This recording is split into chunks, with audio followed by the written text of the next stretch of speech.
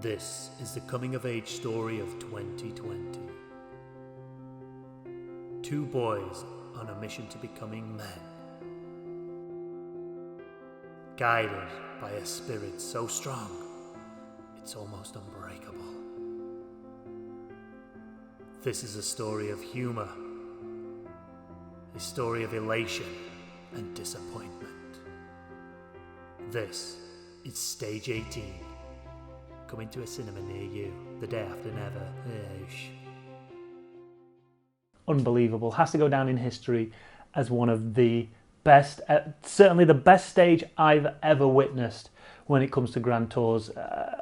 Straight away, leave your comments down below. What did you think to yesterday's Giro d'Italia stage? A stage that potentially wasn't going to go ahead. If we think back to a couple of weeks ago, they were saying the Stelvio was unpassable, but thankfully we managed to get it on the route. And without it, I don't think we'd have had the result that we got yesterday. It was unbelievable. We'll go into detail of that shortly. First up, I want to catch up with everything that's gone off on La Vuelta so far. We're currently up to stage 4. It's going off as we speak. But what's been happening over the past couple of days? Let's find out now with a quick La Vuelta recap. Sí, bueno, muy bien. Café con leche. Adios. Mark, do not take the victory. Sit, listen, turn around. Listen, don't take the victory. Wait for Alejandro. Do not... Hey, stop. No. Hey. Oh.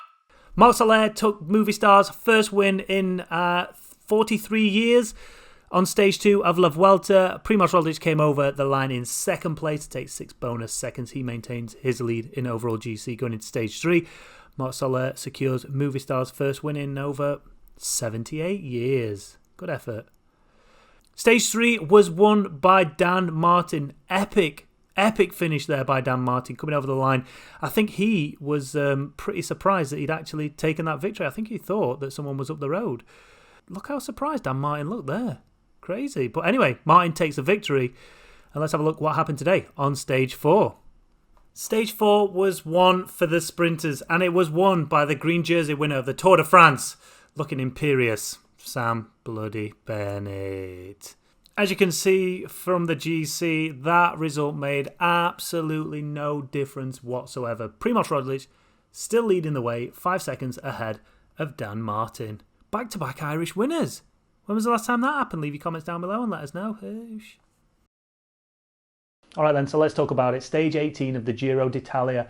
It had everything. There was nothing in there that it didn't have. It was an unbelievable race. Obviously you had the breakaway going up the road as you'd expect, but the GC contenders wanted to fight for that victory. Now I don't think anybody was expecting the ride from Rowan Dennis. If you think back to that interview I did with him quite a few months ago now, I was talking to him about that race that Ineos had done on Alpe d'Huez Zwift where he just absolutely obliterated everybody.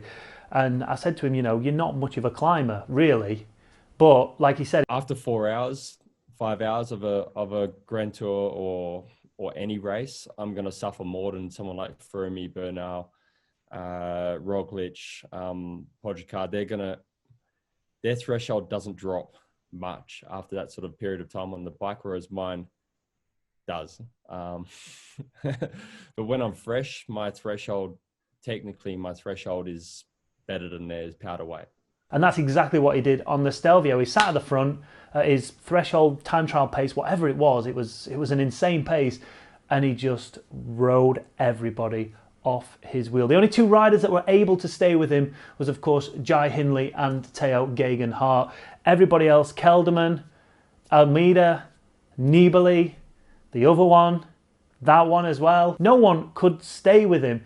And he just towed those 2 all the way up to the top. And then the drama that produced, because Jai Hindley, who should be working really for Wilco Kelderman's more of their GC contender, he's up the road, essentially dropping his own teammate. So there was obviously some conflict there as to what he should do. Should he just sit there and stay behind Theo and let them tow him to the top, or should he drop back for his teammate and try and pace Kelderman back up?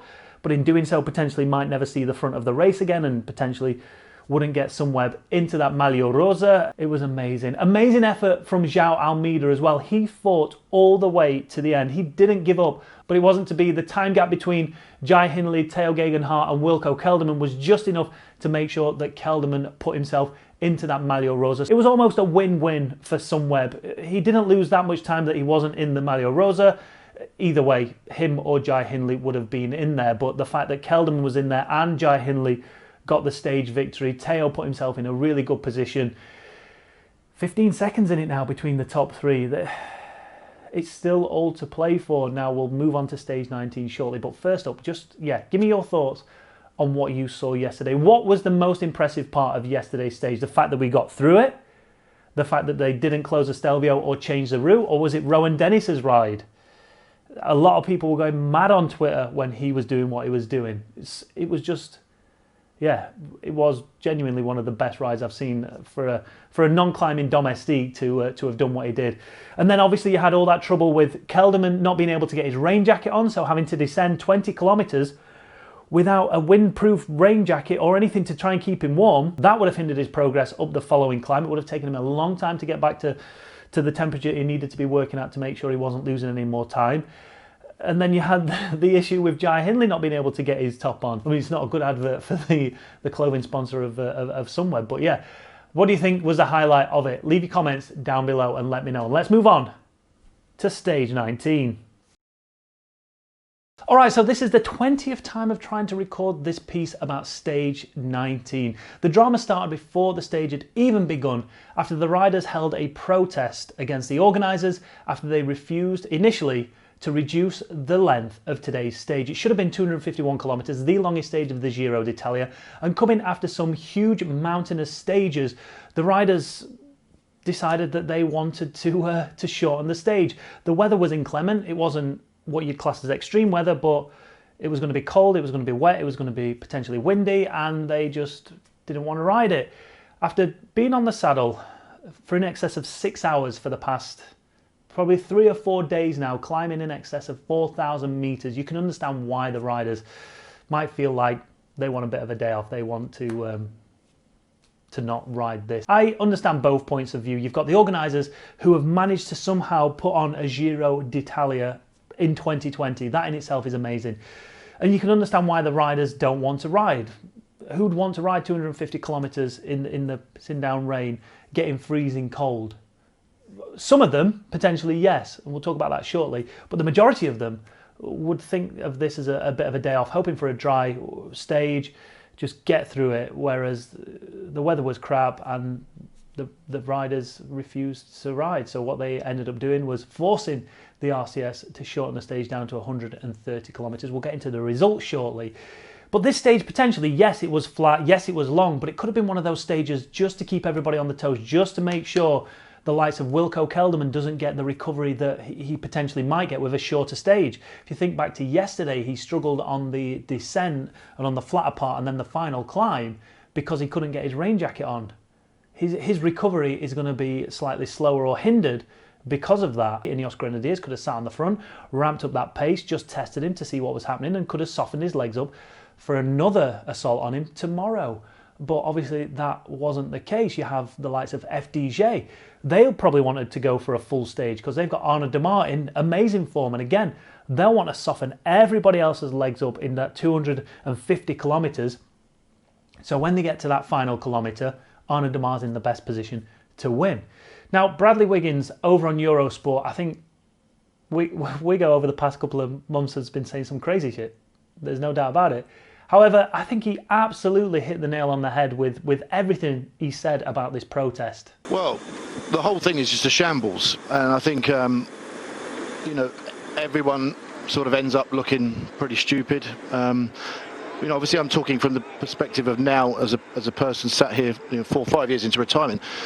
But let me be clear, back when I was a rider, I would have been the first to not want to race this morning in the rain. So, it's I must say that. But from the other side of the fence now, sitting watching, I realise just how much of a privilege it is to be a professional cyclist.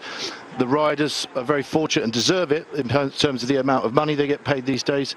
And also the current climate around the world at the moment, cycling is very romantic, and it's also a passion and escapism for a lot of people from the strain and pressure of daily life. And I think riders really, I realise now, do have a responsibility to ride, and that's why they're elite cyclists, because it's doing something that normal people perceive themselves not to be able to do, something of this magnitude in life.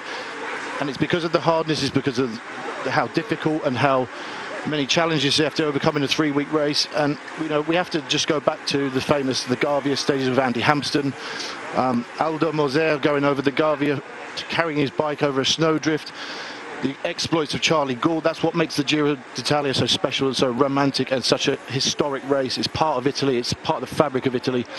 And the riders to protest the way they did, but no unity as usual. No one seems to know what's going on. You've got the race director threatened some sort of threat, someone's going to pay for this on Sunday. The whole thing is a shambles, and the only ones who end up losing out are the general public and the viewers who watch these races. But I can see everybody's point. The riders' point, they won't want to ride in the rain for 250. Do we need 253 kilometre stages the day after a Stelvio stage? The race organisers are happy to cut a day like tomorrow down, which impacts on whether someone like Teo could attack and win the race, having dropped Kelderman yesterday. But we don't want to cut this, but we're happy to cut the toughest stage where someone else could impact on the race. So there's a contradiction and there's a hypocrisy across the board. Broadcasters rescheduling TV times for start villages, people that would shut their businesses for the day, schools that would have come out to watch the race. The whole thing's just a shambles. The only one the riders end up looking angry towards the riders. Director sportifs, team managers as usual, half of them aren't competent enough to manage teams, and the whole thing's just a shambles. And it just shows the lack of unity, the lack of organisation, the lack of power and speech that the riders have as a group. They talk about unions and stuff. They don't operate as a union. It's just a can we say willy waving contest on here? Probably can, but it's just the whole thing anyway. So that's my view on it, for what it's worth. Just from the simple view that we're lucky to have a Giro d'Italia this year. From that respect, make the most of it, because it might not be. We've seen what it's like when there's no racing. And to add to that as well, they made more of a stand today, more of a protest today than they did for Kevin Ratzer and the stand against racism at the Tour de France. Yes. That's all I'll say on it. Now that last bit, what Wiggo just said there, that speaks volumes. That really does. And I kind of said a couple of times in previous recordings of this, like, pick and choose your battles. We don't see this much unity. I don't know how much unity there was between the riders, but there seemed to be a lot of unity coming out of what you saw on social media. But you don't see that type of unity when the riders are racing on dangerous roads. You don't see the riders stopping and just not accepting the conditions that they're riding in by the organisers. There's been some terrible road conditions that these riders have been going on, and they've just accepted it and ridden down them. Whereas you get to a point now where they've got a long stage, they're all really tired, and it's cold and windy, wet, and then they all just go, nope, we're not riding. But let me pass it off to you. Firstly, what do you think to what Wiggo said? That was cut deep in the peloton. If the peloton heard this, none of them watched this, but if they did, they'd be like, actually, let's take a look at ourselves, because that was a bit stupid. And like Wiggo said, they're in a very privileged position. Leave your comments down below and let me know what you think to this. Let's talk about the result now. Stage 19 was won by Czech rider Josef Černý. He won from a solo attack from a 14-man breakaway. Essentially, stage 19 became a 14-man race. The peloton really weren't too fussed about chasing it down. They let the gap go, and it all came down to a 14-man group. Černý got away on his own. Victor Campenaerts tried again, and he would eventually come home second on what looks like his gravel bike. Look at them handlebars. What's going on there? Obviously trying to get himself lower in the old time trial position while staying on the tops, but still, weird looking bike.